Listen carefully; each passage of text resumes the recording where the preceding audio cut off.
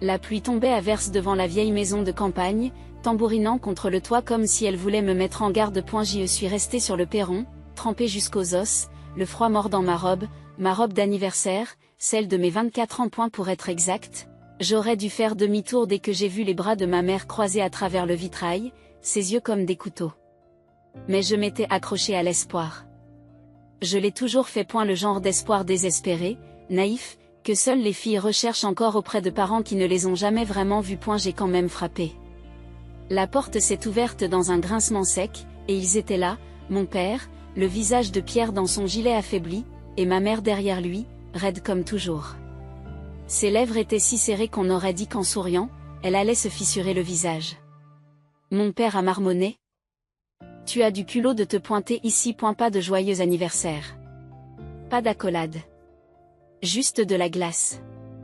Je voulais juste voir tout le monde, ai-je dit, la voix tremblante mais ferme. J'ai pensé que peut-être, juste peut-être, nous pourrions partager un dîner, comme nous le faisions quand, n'en fais pas une histoire d'amour, Evelyne, m'a dit ma mère. Tu as choisi de gâcher ta vie. Nous t'avons dit que si tu passais cette porte avec tes rêves pathétiques et les vieux outils de ton grand-père, tu serais dehors pour de bon. Elle poursuit toujours son fantasme de bricoleuse, dit mon père en riant sèchement, réparant les toilettes des gens et appelant cela un but. J'ai ravalé la douleur, redressé la colonne vertébrale. Je ne suis pas venue pour me battre. C'est mon anniversaire. Et nous avons honte, a-t-il craché en se rapprochant. Tu fais honte à cette famille. Puis c'est arrivé. Le moment qui s'est gravé au plus profond de ma mémoire. Ma mère a pointé la porte du doigt comme si j'étais un animal errant. Sors d'ici. Tu n'es pas le bienvenu ici. Je n'ai pas pleuré. Je n'ai pas supplié. Je suis restée là pendant de longues secondes, l'eau froide dégoulinant de mes manches, l'âme lourde, jusqu'à ce qu'une voix grave et profonde vienne trancher la tension. Alors peut-être, dit-elle du fond du couloir, que tu devrais connaître la vérité. Tous les regards se sont tournés. Mon grand-père. Il se tenait debout, une canne dans une main, un dossier tremblant dans l'autre. Ses cheveux argentés n'étaient pas peignés, son visage était tiré mais brûlait d'un feu que je n'avais pas vu depuis des années. Et lorsqu'il s'est avancé, oui, il s'est avancé, il n'a pas boité, le silence a été assourdissant. Vous pensez connaître la honte, dit-il, la voix dure comme le fer. Toi aussi. Tu en connaîtrais le poids si elle t'écrasait. Papa, ce n'est pas le moment, a commencé ma mère. Non, a-t-il répondu en levant la main. C'est exactement le moment. Parce que j'ai élevé Evelyne quand tu étais trop occupée à assister à des cocktails et à des déjeuners de conseil d'administration. Je lui ai appris ce que signifie le vrai travail. Je l'ai vu porter le nom de cette famille avec plus de dignité que vous ne l'avez jamais fait. Et elle m'a tendu le dossier.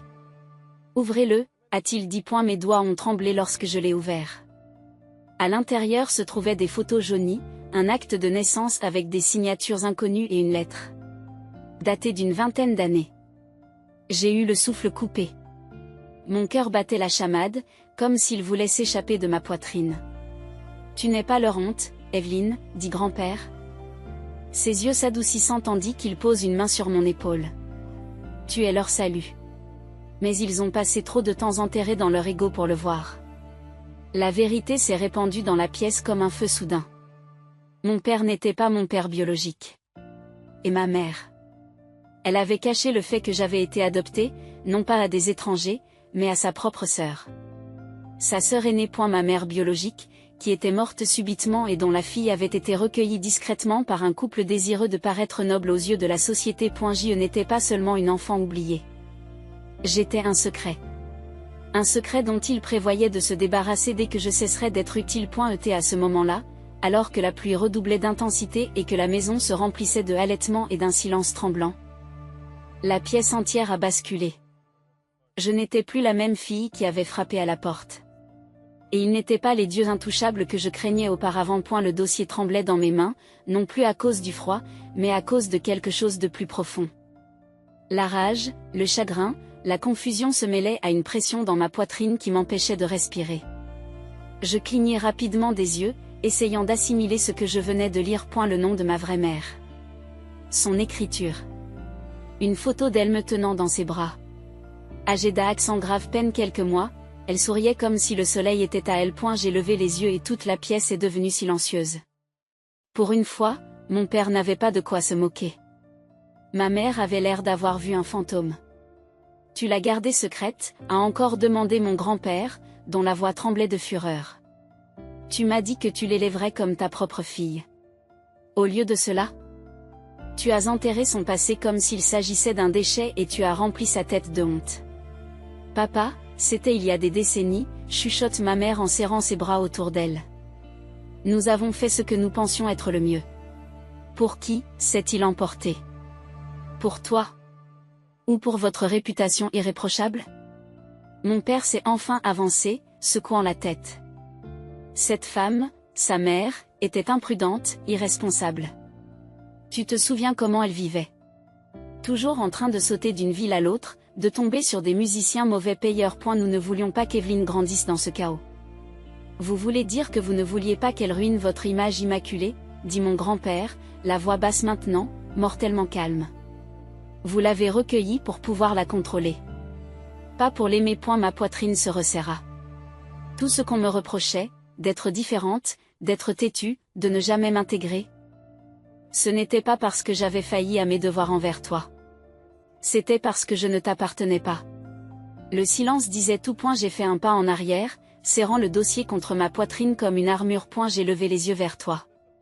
Murmurai-je en fixant ma mère. Même quand tu insultais mes vêtements. Mes rêves.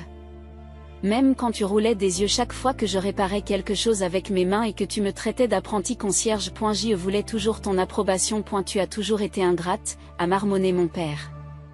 Tu remettais toujours tout en question. Non, dis-je plus fort. J'ai toujours survécu. Ma voix s'est brisée, mais je ne me suis pas laissé abattre. Cette petite fille que tu as élevée comme un accessoire, comme un cas de charité, elle est partie. J'en ai fini de te supplier de me voir. Et pour ce que ça vaut. Aujourd'hui, c'est la dernière fois que je frappe à cette porte. Je me suis tourné vers les escaliers. Mes bottes laissaient des traces humides sur le parquet. Attends. Dis doucement grand-père. Tu ne pars pas seul. Je me suis retourné. Il était déjà en train d'enfiler son manteau, se débattant légèrement avec ses manches, mais refusant toute aide. Tu crois que je vais rester sous ce toit une nuit de plus après ça? J'aurais dû partir il y a des années. Mais j'attendais ce moment. Je t'attendais. Le visage de ma mère se tordit d'incrédulité. Tu quitterais la maison de ta propre fille pour elle? Grand-père se tourne vers elle. Les yeux lourds de déception. J'ai élevé Evelyne avec plus d'amour que tu ne m'as jamais laissé te montrer. Mon cœur s'est fendu en deux. Je ne m'attendais pas à cela, à sa loyauté, à sa chaleur. Dans mes heures les plus sombres, il m'a choisi. Non pas parce que j'étais une victime, mais parce que j'étais enfin libre. Viens. Dit-il en faisant un geste vers la porte. Faisons de cet anniversaire un souvenir inoubliable. C'est ainsi que nous sommes sortis sous la pluie. Non pas comme deux parias, mais comme une famille. Nous avons roulé en silence pendant un moment. Le seul bruit était celui de la pluie sur le toit et le soupir occasionnel de grand-père. Il ne m'a pas demandé si j'allais bien. Il le savait mieux que moi. Au lieu de cela, il s'est approché et a allumé le vieux chauffage de son camion déglingué. Tu sais, a-t-il fini par dire. Ta mère, ta vraie mère, n'était pas parfaite. Mais elle était gentille. Sauvage, oui. Mais elle avait une lumière en elle qui attirait les gens. Vous avez cette même lumière, Evelyne. Alors pourquoi me l'ont-ils cachée? Murmurai-je. Pourquoi ont-ils agi comme si j'étais une chose dont il fallait avoir honte? Il a serré le testament plus fort. Parce que les gens n'aiment pas ce qu'ils ne peuvent pas contrôler. Tais-toi. Tu es la fille de ta mère dans tous les sens du terme. J'ai regardé par la fenêtre. Les lumières de la ville passaient comme des étoiles qui s'éteignent. Comment était-elle? J'ai demandé. Et elle a souri doucement. Elle dansait pieds nus dans la cuisine, réparait elle-même sa voiture, chantait des berceuses même quand personne ne l'écoutait. Elle était courageuse dans un monde qui détestait les femmes courageuses. J'ai fermé les yeux et je me suis accroché à cette image. Une version de moi-même dont je n'avais jamais su qu'elle était possible jusqu'à présent. Nous nous sommes arrêtés dans son cottage, juste à l'extérieur de la ville.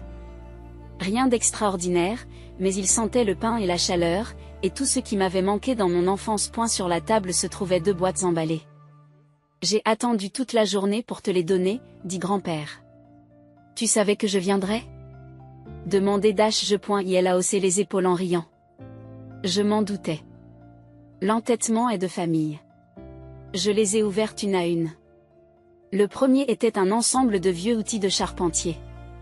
Polis. Restaurés. Brillants comme de l'or. Ils appartenaient à ta mère, a-t-il dit. Elle voulait que tu les aies un jour. La deuxième boîte contenait quelque chose d'encore plus choquant. Un épais carnet relié en cuir. De l'encre bleue gribouillée à chaque page. Son journal. J'ai passé mes doigts sur la couverture. Je pense, dit doucement grand-père, qu'il est temps que tu te souviennes de qui tu es. Et pour la première fois depuis des années, c'est ce que j'ai fait. Cette nuit-là, je n'ai pas dormi. Non pas parce que je ne pouvais pas, mais parce que je ne voulais pas. Je me suis assise sur le sol du bureau de mon grand-père, pelotonnée sous une couverture de laine, le journal reposant sur mes genoux comme un battement de cœur du passé. Chaque page semblait être sa voix. Comme si je pouvais entendre son rire entre les lignes. Elle écrivait sur moi, sur le fait qu'elle m'avait appelée Evelyne parce que cela signifiait la vie. À quel point elle avait eu peur, mais à quel point elle voulait désespérément que je grandisse libre. Courageuse. Inébranlable. Si jamais elle lit ceci, peut-on lire sur une page, je veux qu'elle sache qu'elle n'a jamais été une erreur. Elle était mon début. Ma raison. J'ai serré le livre contre ma poitrine et j'ai laissé les larmes couler librement. Non pas de tristesse, mais d'une chaleur étrange et inconnue qui enveloppait mon âme comme un souvenir dont je ne savais pas qu'il m'avait manqué. Dans ces pages, j'ai vu la femme que je devais être. Pas une erreur. Pas un fardeau. Pas une honte. Mais un héritage. Le lendemain matin, la lumière du soleil se déversait par les fenêtres, peignant les murs en or. Grand-père était déjà dans la cuisine, en train de faire frire des œufs et de fredonner un vieil AIR. Elle m'a tendu une tasse de café avant que je puisse dire un mot. Tu l'as lu, hein, a-t-il demandé, un sourire se dessinant sur ses lèvres. J'ai hoché la tête en saisissant la tasse. Elle m'aimait. Elle m'aimait vraiment. Il s'est appuyé sur le comptoir, les yeux humides mais fiers. C'est vrai. Et tu as le même feu. Tu as juste oublié comment le laisser brûler. J'ai regardé mes mains, rugueuses à force de travailler, de construire, de réparer, de créer. Je veux faire quelque chose de tout cela, ai-je dit doucement. Ne pas me contenter de survivre. Plus maintenant. Je veux construire quelque chose. Quelque chose de bien. Pour elle. Pour moi. Grand-père sourit. Alors, commençons aujourd'hui. Au cours des semaines suivantes, quelque chose a changé en moi. J'ai recommencé à travailler avec grand-père dans son ancien atelier de réparation. Le même atelier où j'avais balayé les sols quand j'étais enfant. Où j'avais appris à changer un carburateur avant même d'avoir mon permis de conduire. Mais maintenant, je ne me contentais pas de réparer des tuyaux qui fuient ou de changer des pneus. Je dessinais des plans. Je dessinais des plans. Je concevais quelque chose de plus grand. J'ai déversé chaque once de douleur, de force et de vérité dans une vision. Un espace communautaire où les jeunes femmes pourraient apprendre des métiers. La menuiserie. La mécanique. La plomberie. La soudure. Des compétences réelles. Des compétences réelles et tangibles. Pour toutes les filles à qui l'on a dit qu'elles n'étaient pas assez nombreuses. Pour toutes les filles dont les rêves ont été rabaissés et enterrés sous la honte familiale. Je l'ai appelé l'atelier de la vie. Grand-père m'a soutenu jusqu'au bout. Il a même hypothéqué son camion pour m'aider à acheter des outils et du matériel. Et d'autres ont suivi. L'instituteur à la retraite du quartier a proposé d'enseigner les mathématiques. Un soudeur qui travaillait avec ma mère s'est présenté un après-midi avec 3 boîtes de ferraille et a dit: j'ai entendu parler de ce que vous faites. Je suis partant. Ce n'était pas facile. Nous avons travaillé tard le soir. On réparait des choses à la lumière des bougies quand il y avait des coupures de courant. Et nous avons mangé beaucoup de sandwichs au beurre de cacahuètes. Mais c'était réel. C'était le mien. Et ça marchait. Jusqu'à ce qu'un matin, je les revois. Mes parents.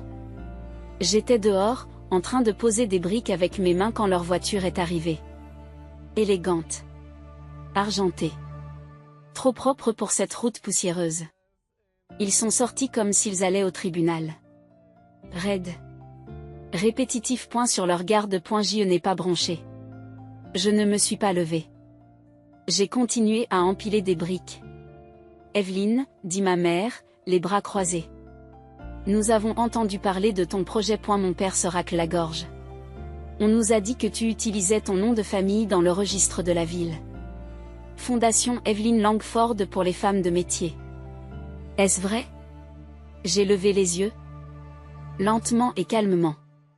Oui. C'est mon nom légal, après tout. Ce nom signifie quelque chose dans cette ville, a-t-il craqué. C'est vrai, ai-je dit en essuyant la sueur de mon front. Et je lui donne une nouvelle signification. Ils m'ont tous les deux regardé, comme si je venais de les gifler. Ce n'est pas pour cela que nous t'avons élevé, dit ma mère, la voix tremblante. Tu t'alignes sur les mécaniciens et les ouvriers. Et pourtant, je suis là. J'ai répondu. Je construis quelque chose qui aide vraiment les gens. Ils sont restés silencieux. Incertains de ce qu'ils devaient dire. J'ai laissé le silence s'étirer jusqu'à ce qu'il devienne inconfortable. Je me suis alors levée, j'ai épousseté mon jean et je me suis approchée de. Vous aviez une fille qui aurait porté votre nom avec fierté. Mais vous étiez trop occupée à être gênée par ce qui la rendait forte. J'ai reculé. Vous n'avez pas besoin de soutenir cela. Vous devez juste vous écarter du chemin. Alors qu'il s'apprêtait à partir, grand-père s'est approché de moi et m'a posé une main sur l'épaule. Tu crois qu'ils le verront un jour? Demandai-je. Il a souri doucement. Peut-être. Mais d'ici là, ça n'aura plus d'importance. Parce que j'en avais fini de vivre pour leur approbation. J'avais ma propre lumière maintenant. Et elle ne faisait que s'éclairer. Le moment où tout a changé n'est pas arrivé avec des trompettes ou une ovation.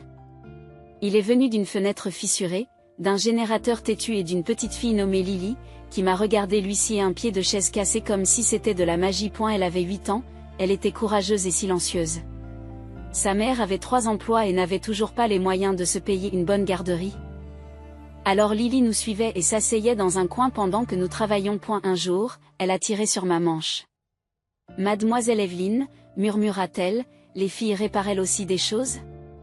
Je me suis agenouillée devant elle, je lui ai tendu la clé à molette et je lui ai dit que les filles réparaient tout. Elle m'a souri d'un sourire béant qui m'a coupé l'herbe sous le pied. Et la même semaine, Lily nous a aidés à repeindre le panneau d'entrée de l'atelier de vie avec son écriture tordue. Et cette photo, Lily souriante et sa salopette éclaboussée de peinture, s'est retrouvée sur le bureau d'un journaliste local. L'histoire a d'abord été publiée dans le journal local. Une ancienne fille reniée a construit un centre de compétences pour les filles oubliées.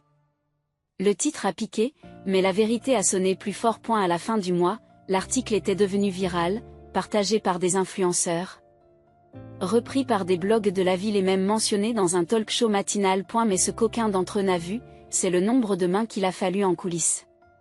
Le grand-père qui reste tard pour vérifier les lignes électriques. Le soudeur âgé qui apprend aux adolescentes à faire jaillir l'étincelle de l'acier avec des mains tremblantes. Les enfants balayant la sciure de bois après chaque cours comme s'il s'agissait de poussière d'or. Un matin, un SUV noir et élégant s'est arrêté sur le parking. Une femme d'une 50aine d'années en est sortie, perle, blazer pressé, une puissance tranquille dans les yeux. Êtes-vous Evelyne Langford, demanda-t-elle, d'une voix calme mais curieuse. J'y suis, elle sourit faiblement. Je m'appelle Nadine Wallace. J'y fais partie d'une fondation privée qui finance des initiatives qui comptent vraiment. Puis-je entrer? Je lui ai fait la visite complète, rien de poli, rien de mis en scène. Juste de vraies personnes? De la vraie sueur et un calendrier rempli de noms et d'espoir. À la fin de la visite, elle s'est tournée vers moi et m'a dit, voilà ce que le monde devrait financer. En quelques semaines, nous avons obtenu des subventions, des équipements, un nouveau toit, de l'électricité qui ne s'éteint pas lorsque le grille-pain est allumé. Mais plus que cette reconnaissance, le conseil municipal a décerné à l'atelier de vie une citation relative à l'impact sur la communauté. Nous avons fait l'objet d'une séquence télévisée juste avant le journal du soir. Je n'oublierai jamais le moment où la caméra a fait un panoramique dans la pièce, sur le visage fier de grand-père, et où le journaliste m'a demandé ce qui m'avait poussé à commencer tout cela. Je n'ai pas scié. On m'a jeté hors de chez moi le jour de mon anniversaire. On m'a dit que j'apportais la honte. Mais la vérité, c'est que la honte ne vient pas de là où vous commencez. Elle vient de l'oubli de qui vous êtes. Et je n'ai jamais oublié. Ce soir-là, alors que j'étais assise sous le porche à côté de grand-père, une voiture familière est arrivée. Mes parents sont sortis lentement, comme si la terre s'était déplacée sous eux et qu'ils ne savaient plus où était leur place. Mon père s'est raclé la gorge. Nous avons vu les nouvelles. Je n'ai pas bougé. J'ai pensé que vous l'aviez fait. Ma mère avait l'air plus fragile que jamais. Ton nom, il est partout maintenant. Je n'ai pas fait ça pour le nom, ai-je dit à voix basse. Je l'ai fait pour les filles qui n'en ont pas eu. Silence. Puis grand-père s'est levé, s'est approché d'elle et leur a remis le dossier original, celui de cette nuit-là, dans les mains. Lisez-le, a-t-il dit. Chaque mot. Vous lui devez bien ça. Il se tenait sous la lumière du porche, feuilletant des pages qu'ils avaient évitées pendant des décennies. Je n'ai pas regardé. Je n'en avais pas besoin. Enfin, mon père a parlé. Pas avec colère. Pas avec fierté. Avec regret. Je suis désolé. C'était silencieux. Maladroit. À moitié formé. Mais c'était vrai. J'ai acquiescé lentement. Je ne suis pas la fille qui est venue à ta porte cette nuit-là. Je suis plus forte maintenant. Et je te pardonne, mais je n'ai plus besoin que tu m'approuves. Les larmes ont coulé dans les yeux de ma mère. Elle s'est avancée, a fouillé dans son sac et m'a tendu quelque chose. Une photo. Ma mère naturelle. Plus jeune. Plus jeune, plus heureuse. Me tenant dans ses bras sur une plage. Je ne m'en souvenais pas. Nous l'avons gardée, a-t-elle dit. Toutes ces années. Nous ne savions pas pourquoi. J'ai pris la photo délicatement. Et pour la première fois, je les ai vus comme des personnes. Pleines de défauts. Imparfaits. Perdus à leur manière. Je ne les ai pas invités à entrer. Pas encore. Mais je ne les ai pas repoussés non plus. Parce que la croissance n'est pas une question de vengeance. Il s'agissait de savoir quand ouvrir la porte. Même si vous ne l'avez jamais franchie. Les semaines ont passé. L'atelier était en plein essor. Les rires, le cran, la sueur de bois et les deuxièmes chants emplissaient l'air. Un matin, j'ai reçu un appel d'un avocat. Il m'a dit, « Êtes-vous Evelyn Langford ? Cela fait des semaines que j'essaie de vous joindre. Votre mère biologique a laissé une fiducie. Et elle n'a jamais été réclamée. » Mon cœur s'est arrêté. Une fiducie. Il a continué, elle a mis de côté un terrain à ton nom. Avec une note. Donnez-lui des racines. Elle saura quoi construire. J'y suis allée cet après-midi-là. Un champ ouvert, envahi par les fleurs sauvages et une cabane en ruine. Mais pour moi, c'était une terre sacrée. Ce soir-là, j'ai pris une décision. Quelques mois plus tard, nous avons ouvert le Lily Center, nommé d'après la petite fille qui m'a rappelé ce que signifiait être vue. Une deuxième branche de l'atelier de vie. Plus grand. Plus grand. Plus lumineux. Construit sur le terrain que ma mère m'a laissé. Et la cérémonie d'ouverture a attiré une foule nombreuse, dont Lily et sa mère, des représentants de la ville et mes parents. Ils se tenaient à l'arrière. Silencieux. Ils regardaient. Je me suis dirigée vers le micro, le cœur battant. J'ai été jetée par les personnes qui auraient dû me protéger, mais j'ai été élevée dans la gentillesse. Par la vérité. Et aujourd'hui, je suis ici parce que j'ai choisi de ne pas rester brisée. Puis j'ai regardé mon grand-père. Il était rayonnant. Les yeux pleins de larmes. Il ne s'agit pas de vengeance, ai-je dit. Il s'agit d'un héritage. Et alors que la foule applaudissait, j'ai vu mes parents applaudir à leur tour. Pas par fierté, mais par respect. Ils me voyaient enfin. Non pas comme une honte, mais comme une lumière dont ils ne savaient pas qu'ils avaient besoin.